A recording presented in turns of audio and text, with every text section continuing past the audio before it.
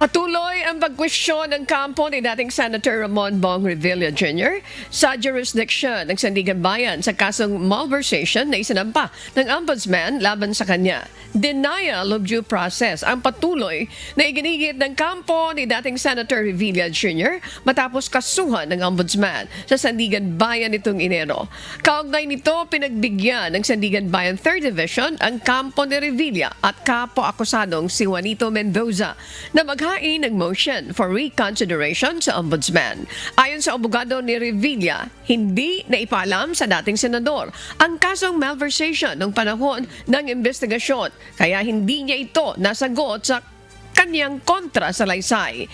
Isa rin ito sa dahilan kung bakit hindi naghain ng pleading si Revilla sa kanyang arraignment kahapon bilang paninindigan sa pagkwestiyon sa legalidad ng isinampang kaso.